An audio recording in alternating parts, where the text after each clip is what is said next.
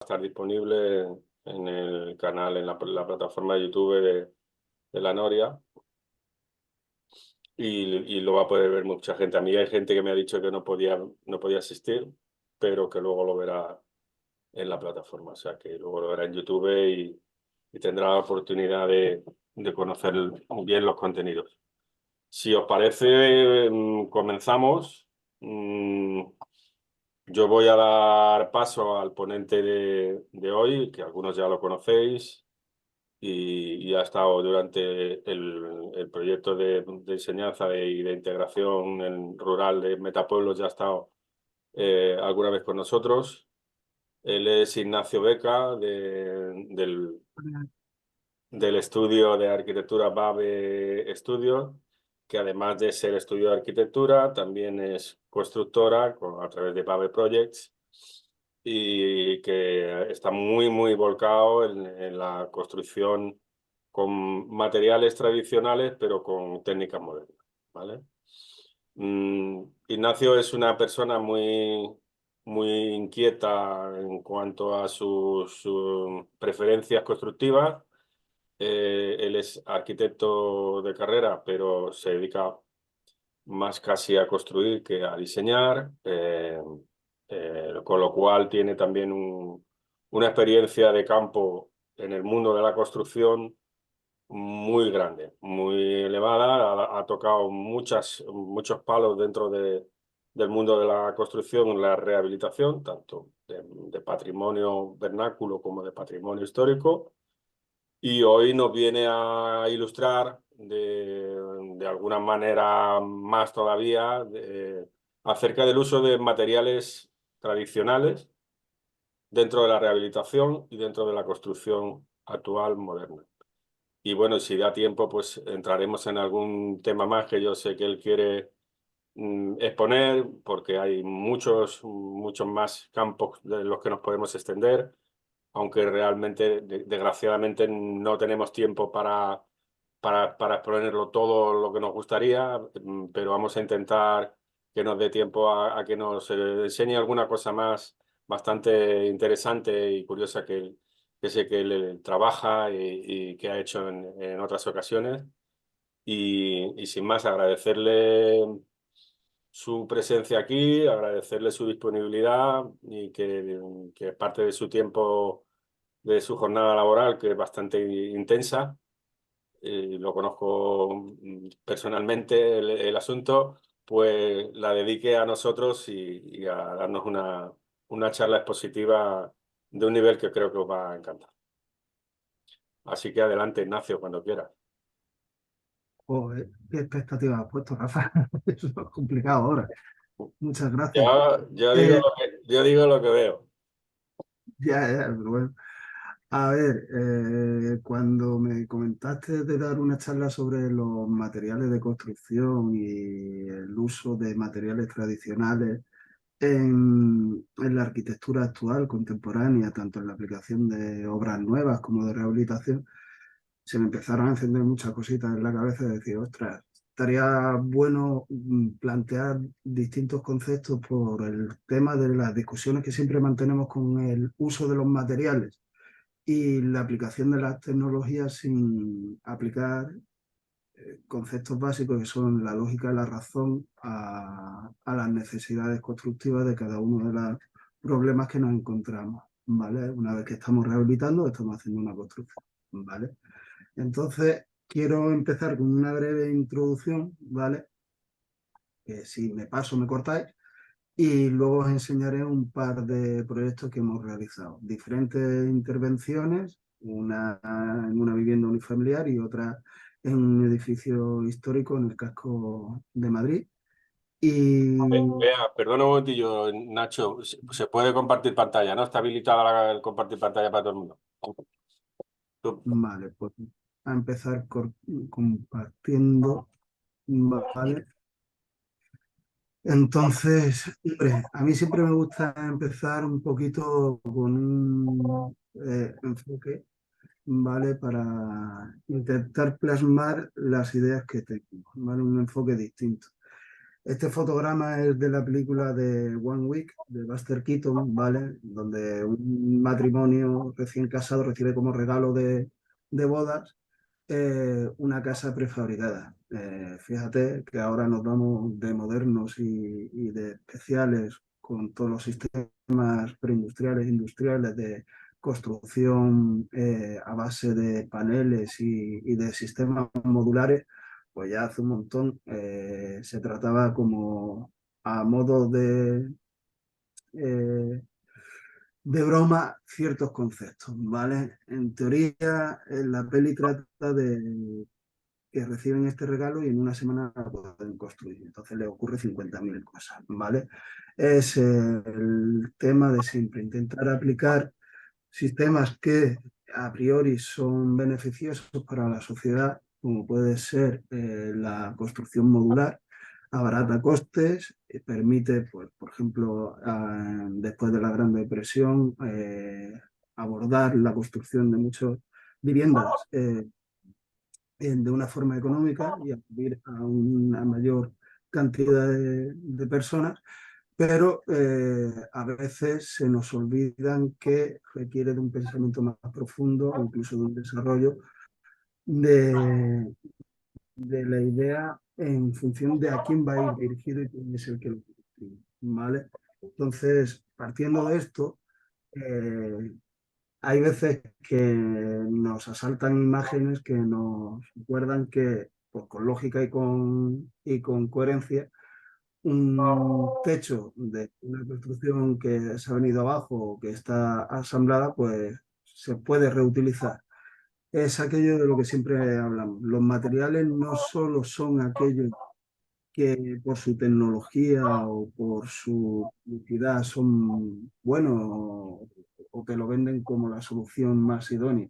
A veces lo que tenemos a mano, ¿vale? Lo que tenemos a mano puede ser, como ya en el Salar de Uyuni, hacer un hotel con bloques de sal. Y entonces, la mayor extensión de sal en el desierto, en el altiplano boliviano, se construyó este hotel que yo tuve la suerte de visitar hace un montón de años, a finales del siglo XX, ¿vale? Y es alucinante porque en una granada inmensa donde el sol y el reflejo te quema la piel sin clemencia, pues desarrollaron esta construcción que permite un entorno en el interior.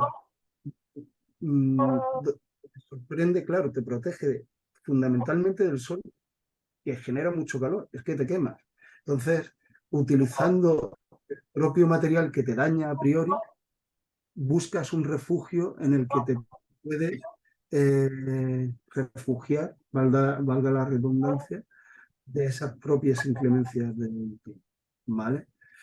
El uso de materiales tradicionales, como estábamos hablando, como puede ser el barro, el adobe, el, eh, la piedra, el ladrillo y lo demás, viene de lejos, desde Mesopotamia hasta los días actuales. Lo podemos encontrar simplemente cruzando el estrecho de Gibraltar y bajando un poco en Marruecos hacia el Atlas. Encontramos poblados donde el uso del barro, el uso del adobe, el uso del ladrillo fabricado a mano y secado al sol, son materiales que encuentran a mano y que les facilita el proveerse de una vivienda, una construcción, una ciudad, ¿vale? Sin tener que buscar soluciones complejas, sino tradicionales que se han ido alargando a lo largo de la historia y pasando de voz a voz,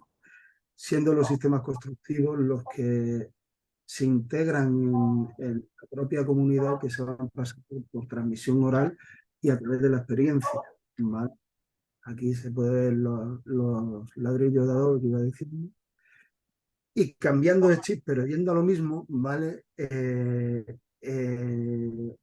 es un centro cívico que se hizo en Alabama, que es un estudio de arquitectura montado por unos profesores de la universidad, que es muy curioso lo que hacen. Es son los propios alumnos, ¿vale? A través del aprendizaje basado en el contexto, ¿vale? Los que se vuelcan tanto en el diseño como en la construcción de los edificios. Y aquí podemos ver en este edificio que está abierto, no está totalmente cerrado, en donde por un lado hay un muro de tierra apisonada, por otro lado hay una fachada cristalada con el uso de los parabrisas de los vehículos que utilizaron, de coches arrumbados de los años 80 en un desguace, e incluso ellos desarrollaron el sistema de trabajo para realizar las vigas laminadas. Esas vigas laminadas proceden de la tala in situ de cipreses que cortaron, laminaron, ensamblaron y utilizaron para hacer la construcción. Con un sistema de aprendizaje a través del uso de los materiales que te rodean, sin grandes alardes tecnológicos, sino únicamente supliendo la falta de dinero y de economía, con imaginación y con lógica, ¿sabes? ¿Qué es lo que tengo a mano y qué es lo que puedo usar? A veces dan resultados bellos arquitectónicamente y que nos muestran que no todo se deriva de primero pensar en qué material quiero utilizar porque quiero dar una imagen, sin ver qué es lo que necesito, cuáles son mis necesidades, cuál es el programa que tengo que desarrollar arquitectónica y constructivamente y buscar la solución ideal para poder abordarla con lo que tengo a mano y con el dinero que puedo emplear, ¿vale? Entonces, aquí se ve desde el exterior, la foto no es muy buena, pero bueno, se ve perfectamente cómo esos parabrisas han conformado una fachada de vidrio, ¿vale? Nacho, me da la impresión de que tú pinchas la foto, pero nosotros seguimos viendo el panel con todas las fotos, o sea, la carpeta. Y, Sí, no vemos la foto ampliada, o sea, que más o menos sabemos a qué foto te estás refiriendo, pero la estamos viendo todas al mismo tiempo. Supongo que es ah, un tema tecnológico, no sé cómo se puede. bueno, voy a intentar Sí, ver porque si... tendrá compartir pestaña y lo que tiene que hacer es compartir pantalla. Pasa No, que le da a sí, compartir. Nacho, Mm, quítate todo lo que no queramos que veas porque ahí te vemos todo lo del ordenador. Entonces, bueno, deberías de compartir pantalla directamente porque te da las dos opciones. así mejor. Ahora Eso es. sí, ahora sí. Vale, lo que voy a hacer es, esto lo voy a pasar para acá. ¿Veis, ¿veis la edificación? Bueno, a lo que me refería antes simplemente era esto, ¿vale? Sí, sí, sí. Y esto, si queréis por... Hombre, lo demás tampoco creo que merezca mucho más la pena secundar. Vale, ya entrando en concreto en usos mm, curiosos, ¿vale? Esta vivienda, bueno, esta edificación en Hokkaido la desarrollaron unos estudiantes de arquitectura, ¿vale? Y es curioso porque el revestimiento de paja es lo que le permite la aclimatación o climatizar el espacio interior, ¿vale? ¿Por qué? Porque en verano ponen la paja en unos paneles acrílicos, ¿vale? Y dejan que se seque. Con la evaporación se genera un viento frío, o por así decirlo, ¿vale? Se consigue reducir la temperatura, pero en invierno pasa lo contrario, ¿vale? En invierno, con la fermentación de la paja, se consigue aumentar la temperatura, porque el tipo de sistema de fermentación que utiliza, aparte de generar compost, que después sirve para alimentar al ganado, ¿vale? Produce un incremento de la temperatura, que si no recuerdo mal, de unos 30 grados, ¿vale? Con lo cual se mantiene la climatización de la vivienda de forma natural durante 4 semanas. Por eso se tiene que cambiar la paja durante 2 veces al año, ¿vale? Y luego esto, como última parte de la exposición, quería mostrar un poquito lo que es la arquitectura social o de compromiso, ¿vale? En la comunidad de artistas de Ruigor, ¿vale? Esta comunidad de artistas construyeron esta Torre de Babel, ¿vale? En protesta a una operación urbanística de una isla cenagosa que está cerca de Ámsterdam, ¿vale? Y irónicamente pidieron los materiales a las propias empresas de construcción que tenían, que iban a abordar el proyecto de urbanización de la zona, ¿vale? Las obras de esas empresas, sobre todo palés, como podéis ver, ¿vale? Sirvieron para hacer la envolvente y la estructura del edificio, ¿vale?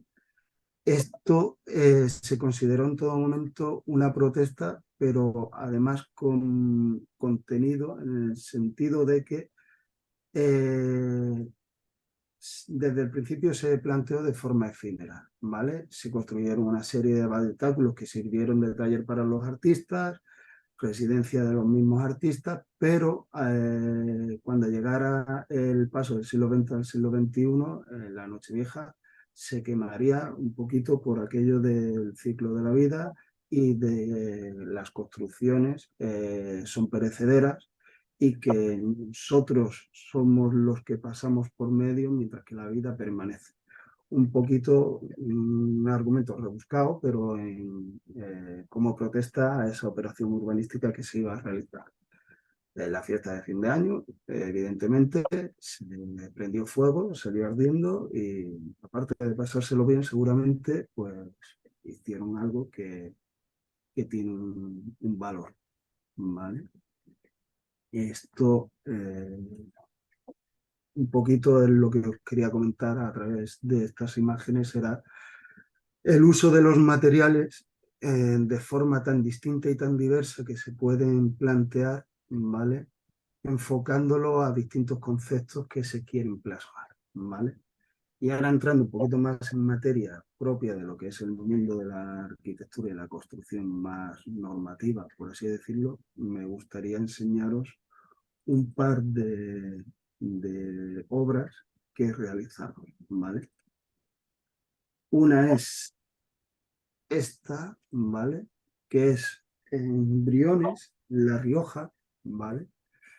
Unos clientes contactaron con nosotros porque habían comprado este edificio, que es un edificio, no es principal, no, sino es un edificio de soporte, por así decirlo, a la explotación vinícola, ¿vale? Tiene una calle superior, que es la que está por detrás, ¿vale? Y una calle inferior. Por la calle superior entraban los camiones, descargaban la uva, se podía pensar o directamente en los barriles y se almacenaban en la parte de abajo que como está semienterrada, mantiene la temperatura muchísimo más, ¿vale? Disculpa que te interrumpa, Nacho. Sí, es que no se No, ve, Nacho. no lo estamos viendo, el edificio. Ah, Se ha quedado fija la imagen del fuego. pues mira, tampoco está tan mal. A ver si soy capaz. Un momentito. Estos son los problemas del directo. De todas formas, si tenéis cualquier cosa, me paráis, que yo me enrollo y tiro para adelante. ¿Vale? Ya te iremos preguntando. ¿Vale? ¿Lo veis ahora? Sí, Vale. Es una construcción relativamente pequeña, ¿vale? Pero es muy curiosa, ¿vale? ¿Por qué? Si os dais cuenta, en las esquinas la trabazón del sillar está bastante bien ejecutada, ¿vale? Tiene potencia, le da fuerza, ¿vale?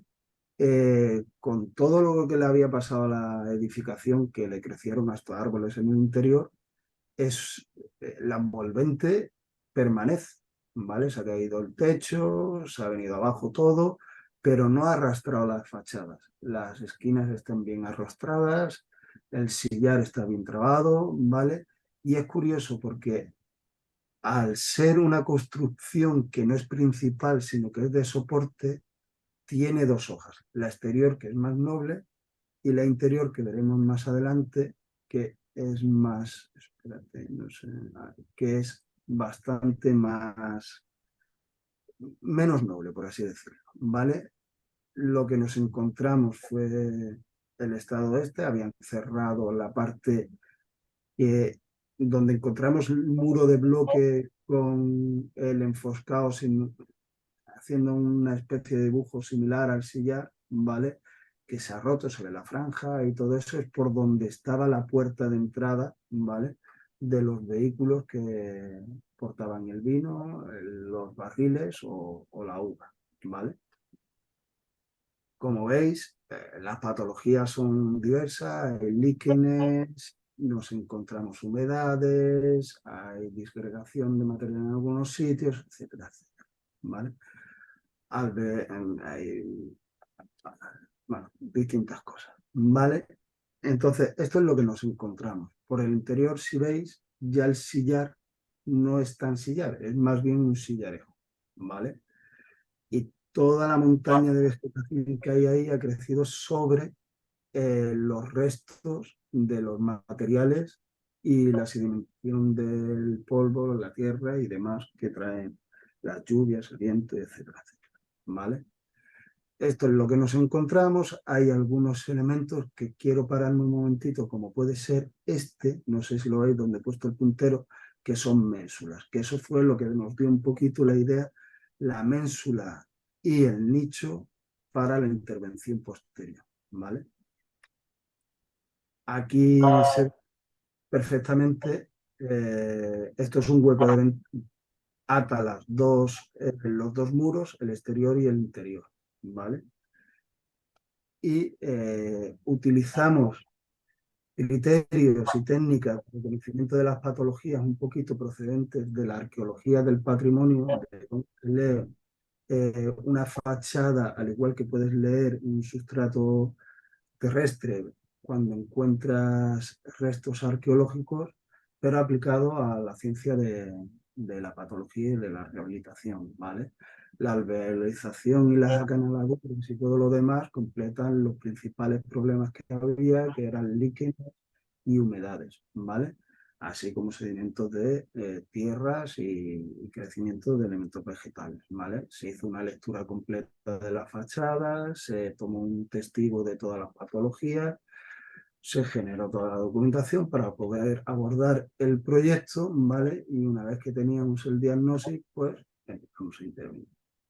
Como veis, cuando se retiró todo el elemento vegetal que había, tierras y sedimentos, los muros de sillar habían sufrido bastante en donde se había mantenido la humedad y eso había generado alveolización, pérdida de consistencia, etcétera, etcétera. Como veis, la puerta de entrada que estaba aquí, ¿vale? Los árboles y demás habían hecho que el muro abajo se desmonorara, no sale, viniese abajo. Y tuviésemos que intervenir cerrando. Esto no lo sabíamos a priori, hasta que no se quitó todo el elemento vegetal y todos los sedimentos, nos dimos cuenta de que faltaba un muro abajo, en el nivel inferior, ¿vale? Con lo cual lo teníamos que intervenir. Otra vez lo que os digo, ménsulas y nichos que sirven de apoyo a construcciones que daban distintas funcionalidades a instalaciones o infraestructuras para la explotación y el acopio y el almacenaje del producto, ¿vale? Una vez que limpiamos, también limpiamos por el exterior para poder hacer drenajes, sanear la estructura, intentar controlar temas de humedades, de agua, de filtraciones y demás, ¿vale? El destino era una vivienda, con lo cual había que garantizar unas condiciones de habitabilidad. Iba a dejar de ser un edificio de servicio netamente industrial, de almacenaje o de producción, para pasar a ser una vivienda, ¿vale? Pues lo dicho, cuando desarrollamos el proyecto, decíamos, ostras, ¿cómo demonios podemos meter un forjado? Porque aquí volvemos a lo de siempre, el problema económico. Se te pueden ocurrir 50.000 ideas fantásticas y maravillosas, pero luego el cliente tiene que poder abordarlas económicamente, ¿vale? Entonces, nosotros planteamos en un principio una estructura íntegra de madera, pero entre desacuerdos y demás, se hizo mixta. Un primer nivel iba a ser la planta inferior y el forjado de techo sótano, por así decirlo, que iba a ser de hormigón, y un segundo nivel iba a ser de una estructura de madera, ¿vale? En un principio iba a ser madera serrada y se terminó decidiendo por una madera laminada simplemente por precio, ¿vale? Problema de coste. ¿Qué es lo que se nos ocurrió para hacer esto? Utilizando la idea de la ménsula y el nicho, hicimos un zucho perimetral al forjado al que le salían unos dedos a forma de apoyos, ménsulas, que se metían en nichos dentro de la fábrica de sillar, pero solo vaciando la hoja interior del cerramiento, ¿vale? Se respetaba en todo momento la hoja exterior, la noble, y la hoja interior en la que se hacía un vaciado y para permitir esos apoyos, ¿vale? Esos apoyos se pueden ver aquí, cómo se planteaban, y aquí se calcularon para que aguantase todo el peso, tanto de este forjado como de la estructura que iba a soportar, el cerramiento, los durmientes y el apoyo de la estructura de madera, y se procedió a realizar tanto la cimentación como el muro de hormigón, la impermeabilización, el drenaje y todo eso. Vale, estos son los apoyos, los dedos, las ménsulas invertidas metidas dentro de los nichos en el muro, ¿vale? Cuando hicimos el cálculo fue una locura porque, como veréis, es complicado meter hormigón y vibrarlo ahí y que no te salgan coqueras. En este caso nosotros solo actuábamos como arquitectos. Tuvimos unas cuantas conversaciones con el contratista para convencerle de que era posible. Pero bueno, al final se hizo, ¿vale? Y se puso el forjado, se siguió con la construcción, se hicieron los pilares, se colocaron los pilares sobre las placas de apoyo de acero, y ya en la construcción de la estructura de madera pues se utilizaron más técnicas tradicionales, como puede ser el rayo de Júpiter, la zapata sobre pilar, las viguetas, el entramado de la tarima de madera y un panel sándwich in situ como solución al elemento de cobertura de la vivienda, que sería, se terminaría con una lámina impermeable y un doble enrastrelado y teja, ¿vale? Sobre la madera tampoco mucho más que decir, madera industrial, laminada, ¿vale? GLH 24. Y lo típico, esto es lo de siempre, nosotros queríamos poner aislamientos ecológicos y todo lo demás, pero por temas de costes, pues al final se colocó XPS. Son las incongruencias a las que a veces se llegan en este tipo de intervenciones, en lo que tú estás intentando desarrollar un argumento y un hilo más conservador en el sentido de utilizar materiales ecológicos y no tan agresivos como puede ser el XPS, ¿vale? Pero al final el caballero de un dinero manda mucho, ¿vale? Tema curioso fue para el encuentro con el pavimento de hormigón de la calle, así como el acerado, les propusimos hacer unas zanjas, ¿vale? Rellenas de grava y en la parte superior con cal, ¿vale? Para que pudiese respirar. Si pegas el hormigón a la fachada de piedra, el hormigón no permite respirar a la piedra y al final la piedra se ve dañada y agredida por la humedad, etcétera, etcétera. Mientras que si se le pone una junta de cal de suficientemente espesor y grosor, la cal sí respira. Entonces, esto fue también una batalla con el ayuntamiento porque invadíamos zona pública, etcétera, etcétera, etcétera. Pero bueno, al final se puso una junta de cal alrededor de toda la vivienda cuando entraba en contacto con soleras o pavimentos más industriales. ¿Vale? Bueno, de cómo empezó a cómo fue terminando y a cómo terminó. No es la mayor maravilla arquitectónica que hay, pero es un ejemplo de el equilibrio al que tenemos que llegar en ciertas intervenciones con el uso de distintos materiales, ya sean netamente industriales, como puede ser el hormigón, o más ecológicos y naturales, como puede ser la madera. Evidentemente, todo esto también tuvo un tratamiento de fachadas, se sanearon todos los sillares, etcétera, etcétera.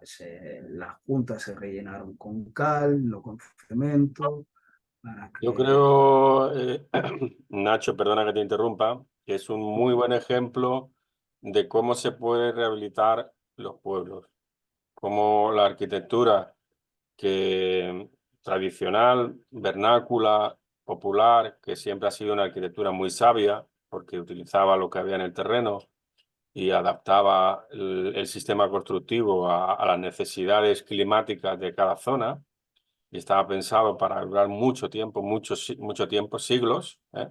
De hecho han durado siglos y siguen durando siglos.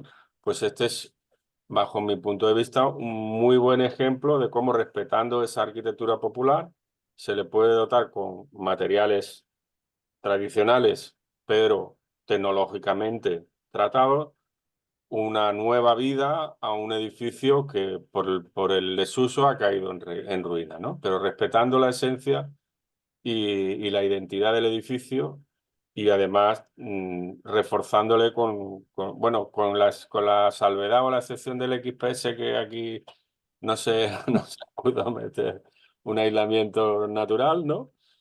Pero con la filosofía creo que es el ejemplo correcto de cómo hay que actuar en los pueblos, cómo hay que actuar en las zonas rurales, cómo se puede reactivar las zonas rurales desde la propia rehabilitación del patrimonio tan grande que tienen y que desconocemos, ¿no? Sí, porque ciertas construcciones que pueden pasar desapercibidas, como esto, el primer día que llegas y lo ves, lo que ves es una montaña de escombros, no ves otra Sí, cosa. pero si no tienes la mirada afinada, tú ves la sillería tan bonita que tiene, que ha sido realzada con esa rehabilitación, pues no la aprecias, no le das el verdadero valor que tiene, porque tiene una sillería casi de casa señorial, ¿no? Aunque es una Claro, casita humilde, pero tiene una sillería muy bonita que ha sido recuperada e integrada en el nuevo proyecto, ¿no? a mí A eso es fue lo que me una, refiero. la típica pregunta que te hacen los clientes cuando te enfrentas a este tipo de intervenciones es, ¿qué sale más económico? ¿Tirarlo y hacerlo de nuevo o aprovecharlo? Claro. Lo de siempre, ¿no? Tú dices, hombre, aquí hay otros parámetros de los que se tienen que hablar antes de tomar esa decisión. ¿Qué es lo más económico? A ver, tienes una estructura, un envolvente, un muro de carga que lleva aquí décadas, ¿vale? Y esto, si lo restauras y lo pones en valor y en uso, te va a durar todo lo que tú quieras, ¿vale? Y ¿Qué ya tienes, valor? y ya tienes un tanto por ciento de la construcción hecha, ¿no? Dice, hay un dicho que dice, ¿cuál es la vivienda más ecológica? Pues la que no haces. Entonces, es así, si tú no la haces y ya está hecha y la rehabilitas, más ecológico que eso no hay, ¿no? Porque estás reutilizando y no estás haciendo un impacto nuevo sobre el medio ambiente, ¿no? Claro, pero es lo de siempre. Tienes que integrar un programa de vivienda con unas habitaciones, con una cocina, con unas instalaciones, en un edificio que a priori ya tiene una forma. Entonces, estás coartado en la libertad de diseño, que tampoco es tan así. O sea, lo que tiene es un guión, y con ese guión tiras para adelante. Sí, ¿Qué es porque lo que pasa? esa parcela tampoco te permitía grandes alardes, ¿no? Pero al final es que este no es un edificio que tenga ningún tipo de protección ni nada. Este es un edificio que, pues, un edificio como tantos otros hay en Briones, que es un núcleo que tiene bastantes edificios históricos, ¿vale? Y que tiene una industria destinada al vino, ¿vale? Muy potente, ¿vale? Y desde hace mucho tiempo, pues se han ido dejando aquellas construcciones que no estaban en valor a perderse y echarse abajo, hasta que hay gente del propio pueblo que las compra. Y lo primero que te pregunta es eso, pero ¿esto merece la pena mantenerlo en pie? Y dices, pues sí, hombre, claro que merece la pena. Merece la pena y lo deberías hacer. Y desde mi punto de vista lo tendrías que poner en valor, ¿sabes? Cada euro que inviertes en recuperar una construcción de estos, yo creo que es doble beneficio el que reporta. Por un lado, urbanísticamente mantienes una imagen, ¿vale? Sigues poniendo el valor el propio carácter del pueblo, su configuración.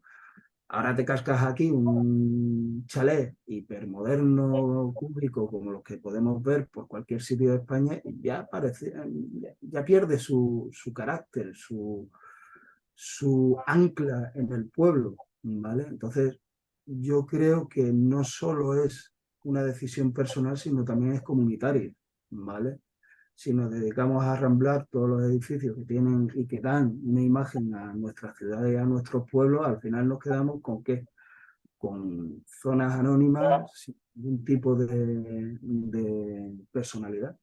Mientras que si ponemos en valor esa personalidad y la recuperamos utilizando, lo ideal siempre es utilizar industrias cercanas, constructores cercanos, materiales que podemos tener cerca.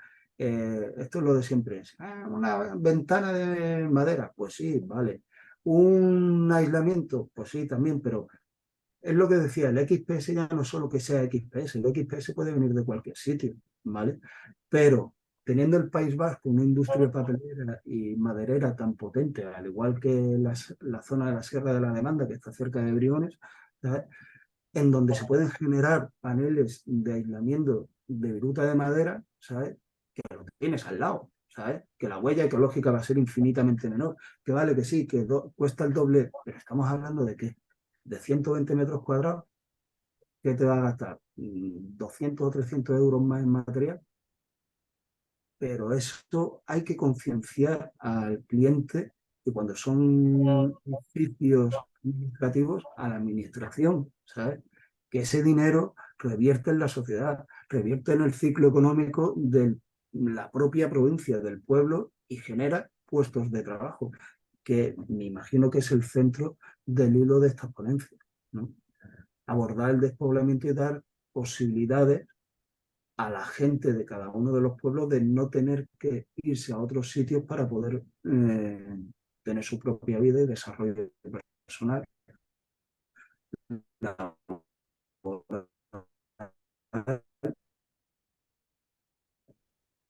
Nacho, Nacho, se ha quedado congelada tu imagen. Esto. Sí, Ahora, dime. ahora. Se ha quedado con... Sí, se Vale. pierde tu Bueno, señal y tampoco... se congela un poco. Continúa, porque ahora ya se Vale. te ve correctamente. Ya se... Vale, bien y va. Bueno, la otra intervención que quería mostraros es una rehabilitación en Conde de Chiquena, en Madrid. Un edificio histórico, ¿vale? Catalogado. Eh, la verdad que construido bastante bien, unas técnicas potentes, ¿vale? Y como muchos de los trabajos que no llegan en rehabilitación viene porque empieza a desprenderse el alero está hecho con vigas de madera, en fin, se cae un pedazo del alero al suelo, la gente se asusta, empiezan por ahí y a la vez en el bajo empiezan a hacer unas obras y cuando rascan Nacho, la pared. se sigue viendo la casa anterior, ¿eh? A Sí, he ver, cambiado de diapositiva, pero se sigue viendo la de Briones. a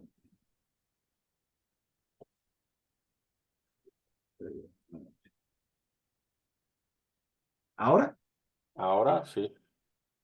Sí, un edificio. este edificio, ¿vale? Edificio de Conde Chiqui. Por lo que decía, un edificio bien construido, histórico, bastante potente, con un sistema constructivo interesante, ¿vale? Y pues, nos llaman porque se empiezan a hacer una reforma en uno de los pisos y se encuentran esto. No sé si se ve o dónde se ha quedado la imagen. Sí, Pues, se ve bien. pilares de madera embutidos en fábricas de ladrillo macizo, ¿vale? Y que la humedad pues los ha dejado así, pasto de los ataques de los hongos y los bichos, ¿vale? Claro, se hace una campaña de catas y se empieza a descubrir que toda la estructura de madera del edificio pues se está yendo al garete en la planta baja, en la planta superiores no, ¿vale? Entonces se hace un diagnóstico, ¿vale? Y se interviene, ¿vale? Distintos sistemas de intervención, ¿vale? Pero siempre intentando mantener el material, no, si no idéntico, similar al que se había utilizado en la construcción original y con los mismos sistemas, ¿vale? Entonces, cuando se tiene que sustituir parcialmente un pilar, pues se hace mediante pies derechos, con ensambles. Se encuentran unas zapatas de granito que sirven de apoyo y que estaban bien, se coloca una de caucho para proteger la madera, en fin, todo este tipo de cosas. Y pues esto es lo que nos encontramos y el primer problema que hay que abordar es, pues hay que hacer un apeo. Claro, ¿cómo apeas tú un edificio de estos cuando lo que tienes abajo tampoco soporta todo el peso que se quiere? Pues una gran parte del proyecto fue el cálculo del apeo que se resolvió mediante elementos metálicos, perfiles metálicos, ¿vale? Bueno, estos son más patologías que fuimos descubiertos, HDB, ¿vale? Calzándolos y haciendo una especie de puente, ¿vale? Una especie de puente grúa con una losas soleras y zapatas, dependiendo de la posición en donde nos encontrábamos, ¿vale? Esta es uno de los ejemplos, ¿vale? Y a partir de ahí empezamos a trabajar, a limpiar, a descubrir y a sustituir. En los casos en los que una pieza de madera que procedía de la eliminación de un pilar o de una viga, la podíamos reutilizar dentro de la propia obra, se cogía, se cortaba y se ensamblaba, ¿vale? Intentando ser coherentes con la intervención, es decir, no tengo que eliminar todo, aquello que se pueda aprovechar supone un ahorro económico y aparte da continuidad al sistema estructural. Cojo una pieza de madera, la corto, le hago la entalladura y la ensamblo.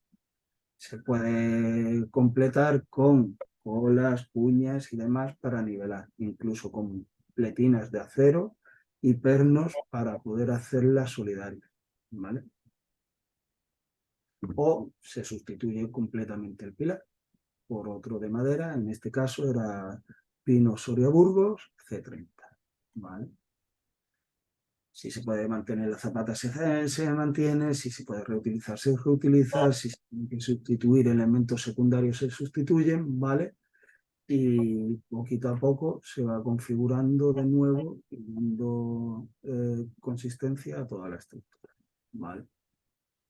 Se ve el encuentro a media madera, en este caso, como en vez de hacer, ¿por qué se hace en la media madera y no el rayo de Júpiter? Porque es el nudo que nos encontramos allí.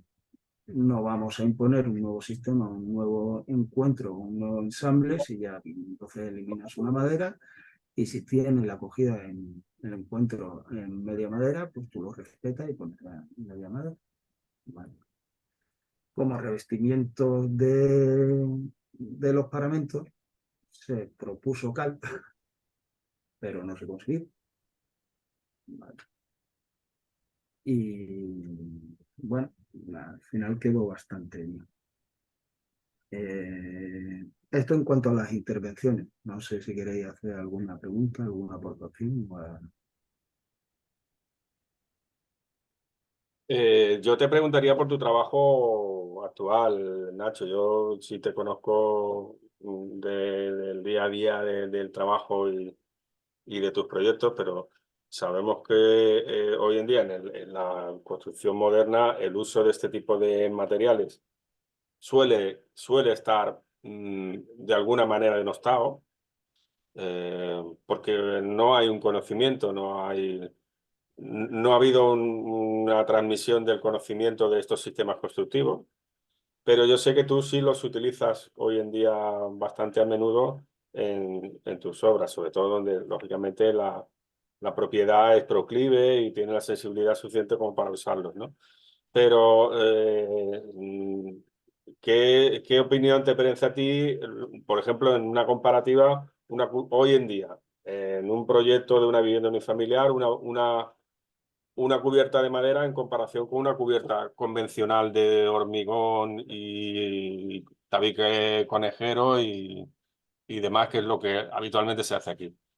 Y te especifico más la pregunta, no solo en cuanto a precio, que lógicamente hay una diferencia, sino a relación calidad-precio y la longevidad de una solución y de otra.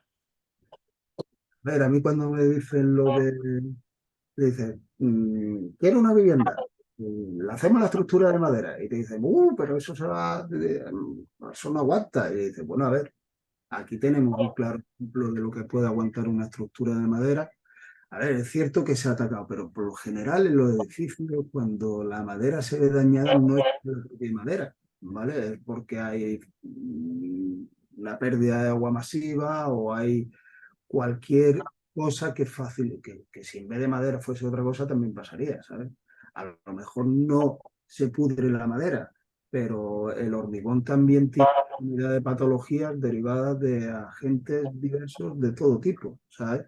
Entonces, claro, lo que tú tienes que pensar o realizar cuando haces una estructura, sea del material que sea y sea de la configuración que sea, es que lo tienes que hacer bien y hacer para que dure en el tiempo. ¿Cuál es el problema de todo esto? La formación.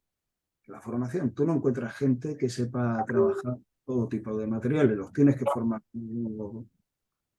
desde el principio o al menos cambiar ciertas ideas. Nos encontramos muchas veces en edificios del casco histórico de Málaga o de otros muchos sitios que una estructura que tenía una pequeña patología o una pequeña yo qué sé, problema, ¿vale?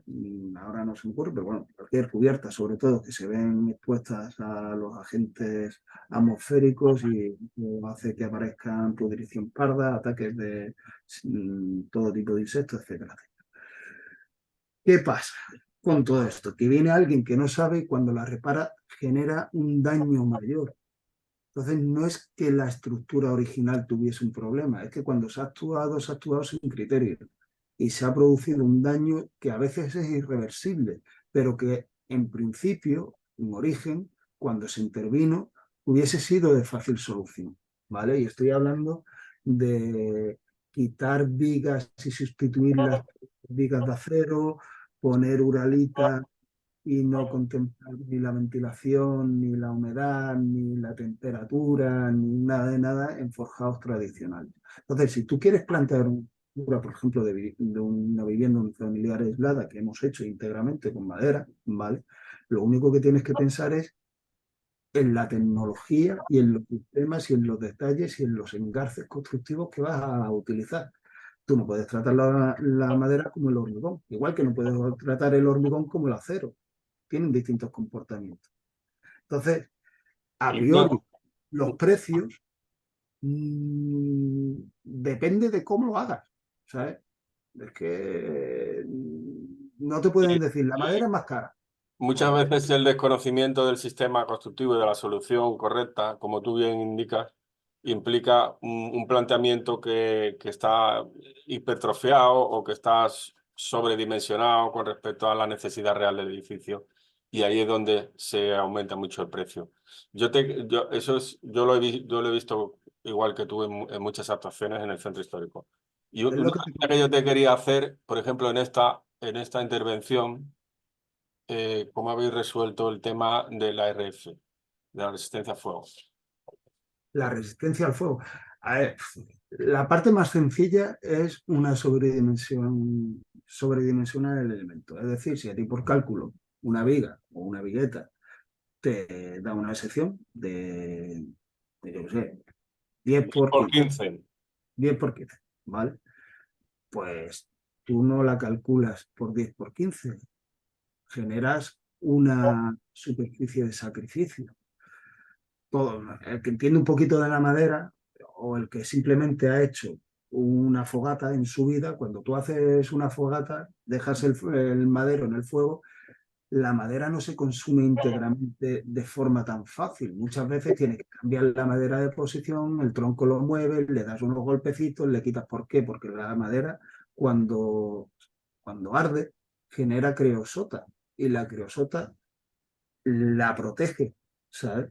Entonces, cuando hablamos de sistemas de protección contra incendios, de lo que se trata es de pensar con lógica. Tengo que dar tiempo al que está dentro del edificio a salir y a ponerse seguro. Cuando una vivienda es poco tiempo, porque es tu lugar de residencia y no necesita mucho tiempo, aparte el recorrido no es mucho, pero cuando es un edificio, tú calculas el tiempo y lo que tienes que decir, ¿qué tengo que conseguir? 90 minutos para despejar todo el edificio y que se vaya todo el mundo fuera. Pues vale, pues tú lo calculas, haces el cálculo en la sección de la madera y lo implementas. Luego hay 1000 sistemas para proteger la madera. Los más fáciles son, pues, como hemos visto en una de las imágenes anteriores, no sé si se veía, aquí creo que se ve un poquito, las cuerdas. Las cuerdas y los picotazos en la madera. ¿Por qué se ven picotazos en la madera? Los picotazos en las vigas de madera y los pilares de madera no vienen más que para que cuando tú le echaras el yeso o la cal, ¿vale? O no me acuerdo el mixto de cal y yeso que se hacía también, ¿sabes? Trabadillo. Eso. Se adhiera bien al pilar. Si encima le pones una cuerda de cáñamo alrededor del pilar, pues lo estás protegiendo más. Igualmente es como lo hacían y les permitía proteger la estructura, tanto el yeso como la cal o el trabadillo este permite a la madera respirar y moverse con tranquilidad. Si tú le echas cemento ya te la estás cargando, ¿sabes? Entonces, ¿qué pasa? Ves una intervención en madera en la que le ponen un pilar de acero al lado, lo traban, le meten cemento, le hacen no sé qué, y dices, ¿qué te la vas a cargar? Es que al final lo que está haciendo es peor. Entonces, claro, cuando se interviene en patrimonio, cuando se hace un edificio desde el principio, lo que tienes que saber es lo que estás haciendo, ¿sabes? Y el problema hoy en día, la formación del personal que no está cualificado para según qué cosas. Lo fácil es poner ladrillo y echar cemento y hormigón como si no hubiera fin, ¿sabes? pero eso no da ni más garantía, ni más durabilidad, ni más seguridad, ni nada de nada, ¿sabes?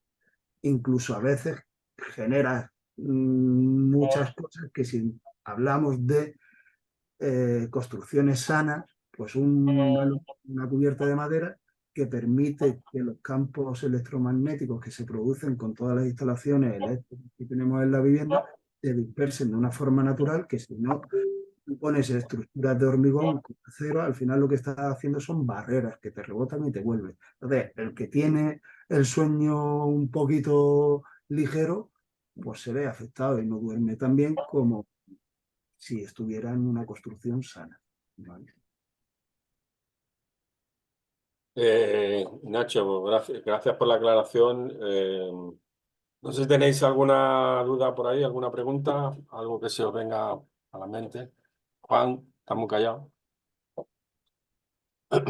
Yo, si no, te diría que nos explicaras un poquito un concepto que yo he hablado en alguna ocasión contigo, que es el de la vivienda a fuego, ¿eh? Vale. Eso es lo último que si daba tiempo. El hogar fuego, que yo sé que es algo que a ti como elemento organizador de un espacio te atrae mucho, ¿no? Y que creo que Vale. tiene mucho que ver con todo lo que estamos hablando. Esto partía un poquito de los materiales no son solo aquellas cosas con las que se construyen, sino también son los conceptos, ¿vale? Y como elemento organizador de la arquitectura, el fuego es muy potente, ¿vale? No sé si se ve la imagen nueva o No, se ve la anterior, la del edificio anterior. cada vez que cambio de... Vale. Ahora, Ahora sí. vale. Esto es una imagen que a mí me encanta, ¿vale? Son grupos de mujeres reunidas alrededor del fuego, ¿vale? Antes del primer baño de una festividad en Indro, creo. No me acuerdo muy bien dónde era, ¿vale? Entonces, aquí se ve claramente cómo el fuego sociabiliza, nos permite reunirnos alrededor de él y es tan potente como cualquier elemento material, ¿vale? El fuego da calidez, nos permite calentar el cuerpo, pero aparte tiene una sensación espiritual, nos congrega alrededor de él, ¿vale? Entonces, se ha utilizado desde el principio de los tiempos, hablando otra vez de los materiales. A mí me hace gracia cuando me dicen el fuego, no sé, me cuento el fuego, pues en un tipi indio, ¿vale? Donde es tela, bueno, es piel de animal, fuego se utilizaba arriba, lo único que se permite que respire y que salga el humo por la parte superior, ¿vale? Desde la antigüedad, los romanos con el templo de Vesta, el fuego tiene mucha importancia en la sociedad romana. ¿Por qué? Porque al principio al hombre lo que le costaba era generar fuego. Lo que intentaban es tener un fuego y mantenerlo. El templo de Vesta lo que intentaban mantener era la llama de Vesta siempre encendida, como reminiscencia a esa dificultad de generar el fuego y por eso había que cuidarlo. Se castigaban a aquellas personas que por su descuido se apagaba el fuego. Entonces las vestales tenían que cuidar que el fuego siempre se mantuviera encendido y no se apagaba. Porque si se apagaba significaba una calamidad para el pueblo, para la ciudad, y va a acontecer algún tipo de desgracia, ¿vale? Originalmente, pues estos son algunas ilustraciones de cómo podría ser el templo de Vesta, fuego en su interior, ¿vale? O, por ejemplo, este palacio, que ahora se me da, de Néstor, el palacio de Néstor, ¿vale? En Grecia, donde la sala del trono tiene un fuego central y el fuego central tiene la reminiscencia de, en la imagen se ve el trono, detrás los leones alados y todo eso. El fuego es el que organiza la sociedad y donde se deposita el mando de la ciudad, ¿vale? Esta es la imagen más o menos de lo que queda. Entre una cosa y otra, pues ha variado bastante. Y todo esto ha llevado a algunos arquitectos a darle una idea. Esto es una casa de IT que me parece curioso como la idea esa de la centralidad del fuego y todo eso, la sociabilidad que nos permite el fuego, pues en este caso se utiliza para hacer un templo del té, te reúnes alrededor del fuego, sociabilizas y tienes un sitio donde tomar el té y está bastante curioso, como ejemplo del uso de la centralidad del fuego y su poder de convocatoria, ¿vale? O este otro, en donde lo mismo, siguen siendo elementos que giran alrededor del fuego, ¿vale? En este caso la construcción es curiosa porque es una superposición de círculos hechos con madera que se dejan huecos, permite que el interior respire, pero a la vez juega con la iluminación. El fuego también es luz, es algo que nos guía, ¿vale? Y estas son algunas cosas que nosotros hemos hecho incorporar en algunas de nuestras obras. Esto es en Madrid, una piedra de granito que se vacía en su interior, se deposita un cajón con una tapa y cuando tú lo quieres utilizar levantas la tapa y echas el fuego y te reúnes alrededor, ya sea para charlar o si quieres para asar un chorizo, lo que cada uno quiera.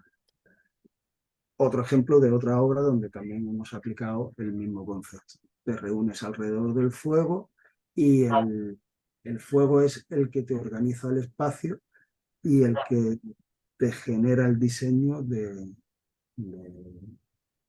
área. ¿Vale? Ya está.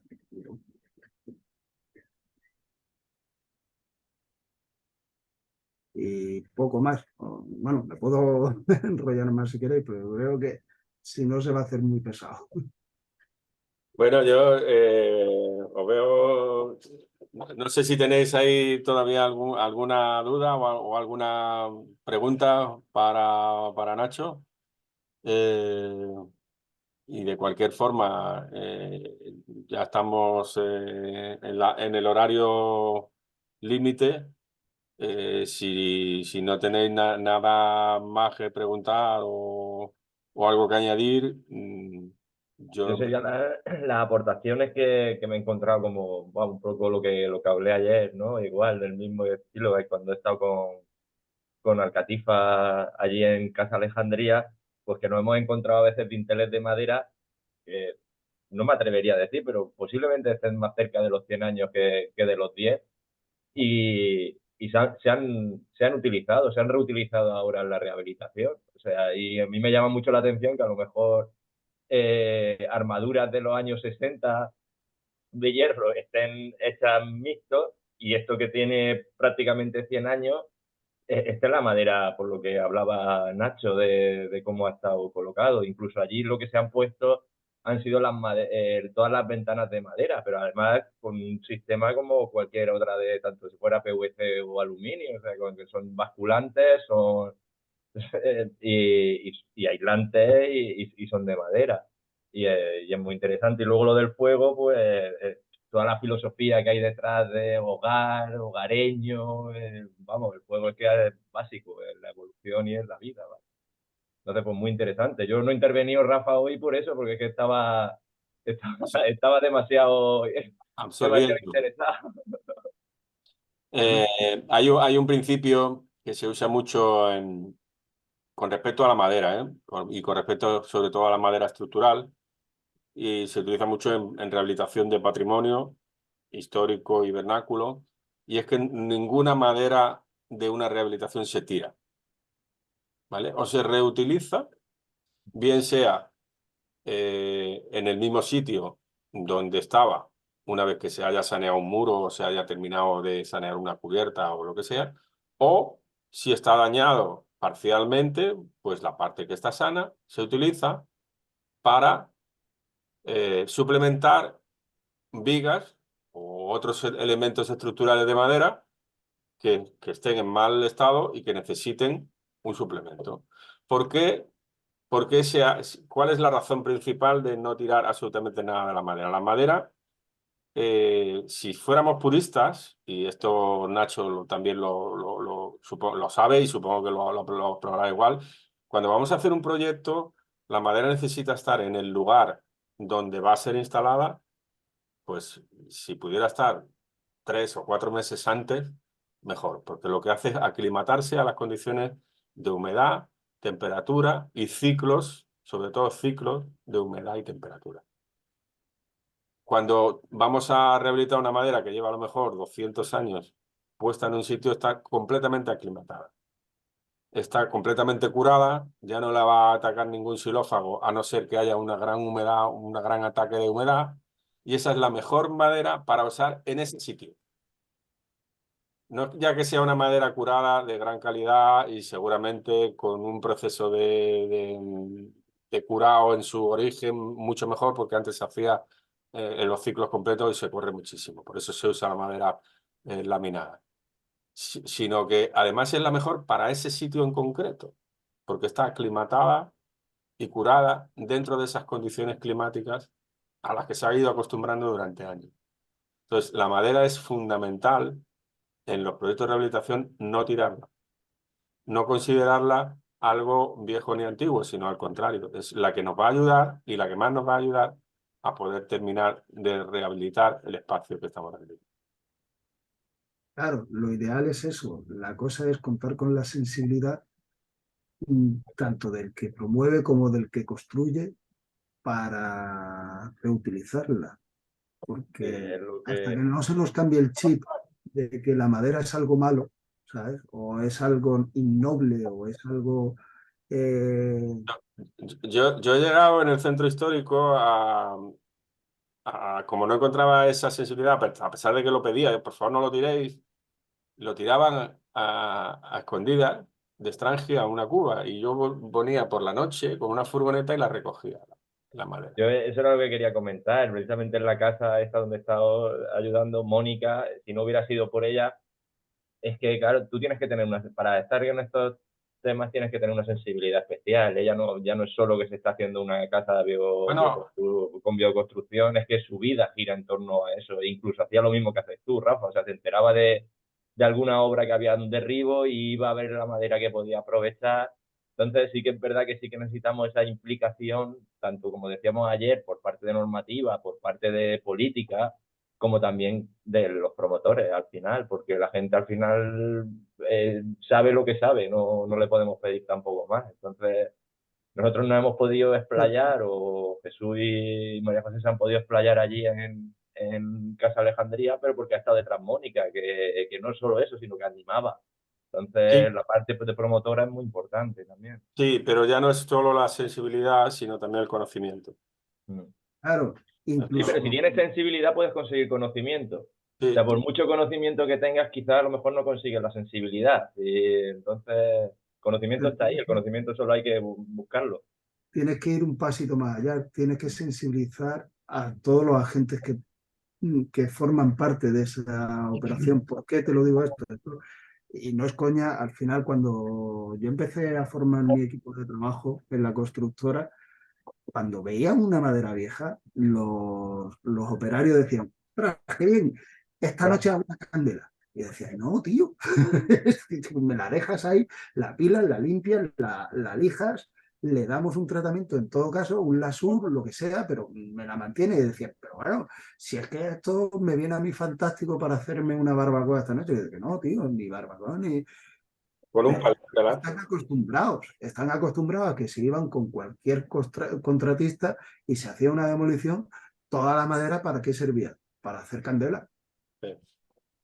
Sí, yo en el centro histórico de Málaga he visto verdaderas atrocidades, barbaridades. Y sin embargo, es alucinante. Yo cada vez que De veo nivel edificios, hay una cosa que me llama muchísimo la atención, es que se construye con un sistema más o menos homogéneo, ¿sabes? La escuadrilla 721 haciendo unas composiciones súper chulas y que lo encuentras en un sitio y en otro y en otro y en otro, y es un pino gallego que ya se ha quedado aquí.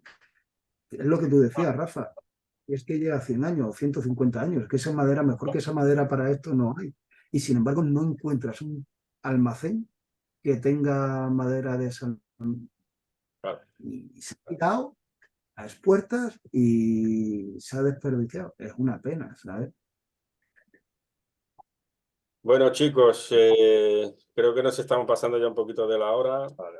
Ha sido una conversación muy interesante. Hemos tocado muchos temas.